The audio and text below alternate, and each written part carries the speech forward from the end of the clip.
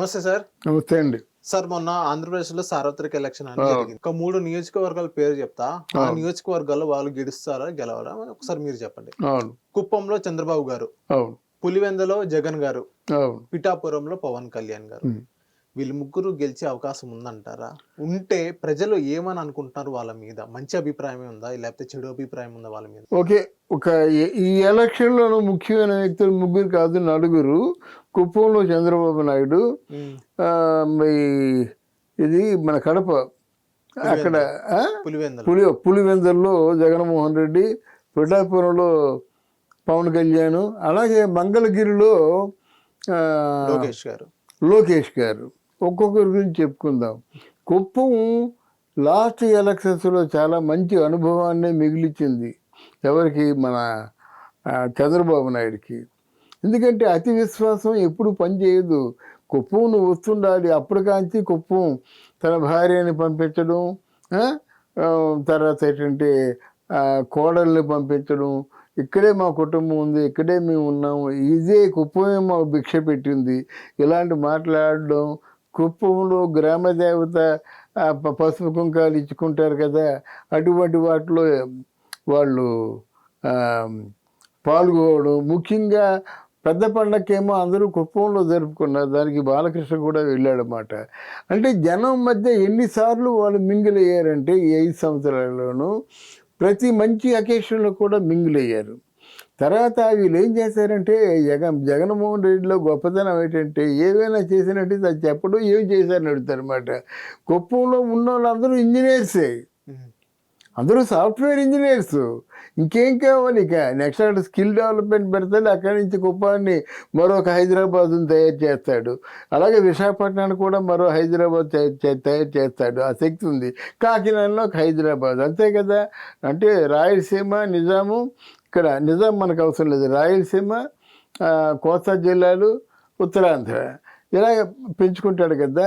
అయితే జగన్మోహన్ రెడ్డి తెలివిగా, నువ్వు 9 సంవత్సరాలు ముఖ్యమంత్రిగా ఉన్నావయ్యా, నువ్వు ఆంధ్రదేశానికి ఏమి చేసావు అనే ఒక పిచ్చితనంగా అడుగుతారు చూసారా, అక్కడే చాలా బాధ అనిపిస్తుంది అన్నమాట.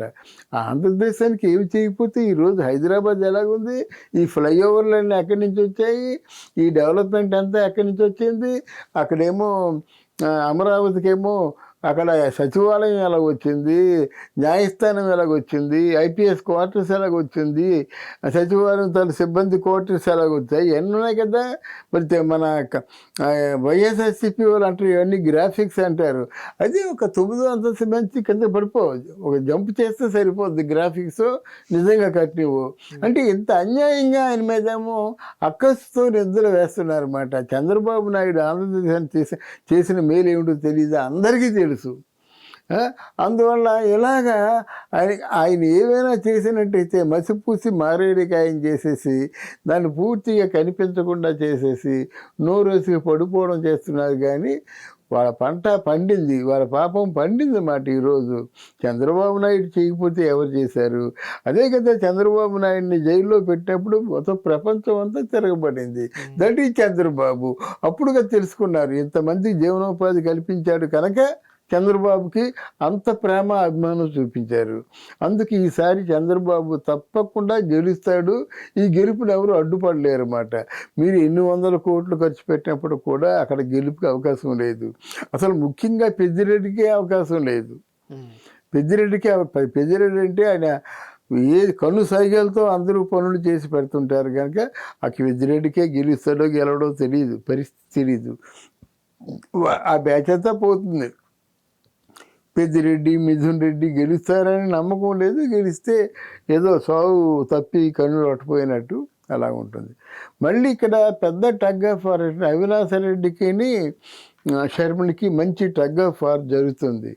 ఏమాత్రం అవకాశం ఉన్నా సరే షర్మిల గెలిచేస్తుంది. అంటే ఒక్క ఓటు మెజార్టీతో గెలిచినా చాలు కదా. అంటే అవినాష్ రెడ్డి ఇన్ని వందల కోట్లు ఖర్చు పెడితే రానటువంటి పేరు ప్రఖ్యాతులు మంది మార్బలం అంతా కూడా షర్మిల వైపు ఉన్నారు. ఆ షర్మిల మాట్లాడుతుంటే అందరూ ఏడుస్తున్నారు. ఆ షర్మిల కానీ, షర్మిల తల్లి స్టేట్మెంట్ కానీ, అలాగే సునీత గారి స్టేట్మెంట్ కానీ, ఇవన్నీ సునీత తల్లి సౌభాగ్యం స్టేట్మెంట్ కానీ అందరూ ప్రతి ఒక్కళ్ళు కంటతడి పెట్టేవాళ్ళే. అది కావాలండి, సానుభూతి కావాలండి, ప్రేమ అభిమానాలు కావాలండి. డబ్బిచ్చి కొనుక్కుంటే ప్రేమ అభిమానం రావు. ఆయన మాటలు నమ్మశక్యంగా ఉండాలి, నమ్మాలన్నమాట. ఎలాగైనా మన ప్రాణాలు తెగించి షర్మిలని గెలిపించాలనేటువంటి ఆ పట్టుదల వచ్చింది ఇప్పుడు. అందువల్ల అక్కడ షర్మిల గెలిచే అవకాశం ఉంది. తర్వాత పిఠాపురంకి వచ్చినట్టయితే పిఠాపురంలో చాలామంది ఏమంటారంటే ఇలాగ వంగ గీత గెలిచేస్తుంది అని అంటారండి. వంగ గీత ఇట్టి పరిస్థితుల్లో గెలవదు. ఎందుకంటే పిఠాపురంలో నామినేషన్ 1000కి ముందు కాంచి పవన్ కళ్యాణ్ మాత్రం అప్పట్లో ఎన్టీ రామారావు గారు ఎలాగ రాత్రనక పగలనక తిరిగేవారో ఆయన సాయశక్తులా ప్రయత్నం చేసి మొత్తం జనంలో ఆ పిఠాపురంలో ఒకడు నా కొడుకు, ఒక అమ్మ నా కొడుకు అంటది, ఒక అమ్మ నా అన్నయ్య అంటది. ఇలాగా వరసలు పెట్టి పిలుస్తూ కన్నీరు కారుస్తూ గంపల కొద్దీ పూల దండలు అవన్నీ పవన్ కళ్యాణ్ మీద వేసినట్టయితే డెఫినెట్గా పవన్ కళ్యాణ్ని అంతగా ప్రేమించారు. అక్కడే ఇల్లు తీసుకొని ఉండడం కూడా వాళ్ళు చాలా పెద్ద నమ్మకం కలిగించింది. రేపొద్దున పవన్ కళ్యాణ్ ఇక్కడ ఉన్నా ఉండకపోయినా కేంద్ర మంత్రిగా ఆయన ఎదిగినప్పుడు కూడా వాళ్ళకి మా వాడు పవన్ కళ్యాణ్ అనే విషయంలో మాత్రం వాళ్ళు ముందున్నారు. ఈరోజు ఇంతవర్మ గారు కూడా పక్క వెళ్ళిపోయారు కదా, ఎందుకంటే అంత ప్రేమ అంత అభిమానం ఉంది. నో కంపారిజన్, వరంకి పవన్ కళ్యాణ్కి కంపారిజన్ లేదు. ఇంతవరకు రాజకీయం ఆయన తెలియదు, ఇప్పుడు రాజకీయం తెలిసింది కాబట్టే ఇప్పుడు 18 సీట్లు గెలుచుకుంటారేమో ఆలోచనతో ఉన్నారన్నమాట. 18 సీట్లు 2 ఎంపీ అంటే మరి చిన్న పర్సంటేజ్ కాదు. వాళ్ళ అన్నయ్య గారు 175 సీట్లు పోటీ చేసి 18 గెలిచాడు. ఈయన 21 సీట్లు పోటీ చేసి 18 గెలిచాడు. మరి ఎంత బంపరు అంటే మెజారిటీతో గెలిపించారు ప్రజలు. కనుక పవన్ కళ్యాణ్ కూడా గెలిచేస్తాడు. ఇంకా మిగిలింది ఏమిటి? మంగళగిరిలో ఎప్పుడైతే లోకేష్ బాబు ఊడిపోయాడు అప్పుడు కాంచి బడ్డీ దుకాణాలు ఇచ్చాడు. మగ్గం నేతనేసే వాళ్ళకేమో వాళ్ళకి కావాల్సిన పరికరాలు. అలాగా మంగళగిరిలో ఎక్కువ సామాజిక వర్గం అంతా పద్మశాలీలు ఉన్నారు. ఆ పద్మశాలీలు అందరికీ కూడా కావాల్సిన వనరులు ఇచ్చేశారన్నమాట. ఎప్పుడో ఇస్తానని చెప్పడం, అమ్మ మీ పార్టీలోకి వచ్చిన తర్వాత మీకు అన్ని ఇస్తాను కాదు, మీకేం లేదు, మీకేం కావాలి చెప్పండి, ఇచ్చేశాడన్నమాట. అందువల్ల ఈరోజు ఎవరైనా సరే ఎవరు గెలుస్తారంటే కళ్ళు మూసుకొని లోకేష్ బాబు అంటున్నారు. అర్థమైందా? అలాగే ఇప్పటం ఉంది.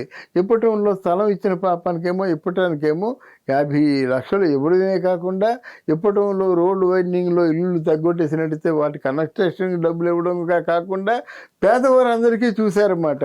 అందువల్ల ఇప్పటం ప్రజలందరూ కూడా పవన్ కళ్యాణ్ ఎప్పుడు గెలుస్తాడు వాళ్ళు చేసినట్టుగా క్యాన్వాసింగ్ చేయటం లేదు. రేపు జూన్ 4వ తారీఖున వాళ్ళందరూ వస్తున్నారు, కోలాటం చేస్తామని చెప్పేసి. అంటే పండగ వాతావరణం నెలకొంది.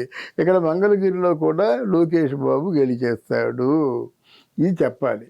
ఎందుకంటే ఈ కూటమిలో ఉన్నవాళ్ళు అక్కడ మన పురంధరేశ్వరి కూడా గెలుస్తుంది. ఇక్కడ కూటమిలో ఉన్నవాళ్ళు 2-3 సీట్లు బీజేపీ, 2-3 అంతకంటే ఎక్కువ లేదు. కానీ ఇక్కడ తెలుగుదేశం జనసేన కలిసి కొంచెం సీట్లు పొందుతుంది. ఎంత పొందుతుంది అంటే పార్లమెంటు వాళ్ళు మొత్తానికి ఒక 15 వరకు రావచ్చని ఒక అంచనా. 15 వరకు రావచ్చు, అంతకంటే ఎక్కువ రావచ్చు, కానీ 15 తగ్గవు. కూటమికా సార్? కూటమికి 15 తగ్గవు అండి. ఎందుకంటే బీజేపీ, తెలుగుదేశం, మన జనసేన కలిసి రావచ్చు. అది అలాగని వైసీపీకి 10 సీట్లు వచ్చే అవకాశం కూడా లేదు. 10 కంటే తక్కువ వస్తాయి. వీళ్ళు 15 వస్తారు, 10 రావాలి కదా.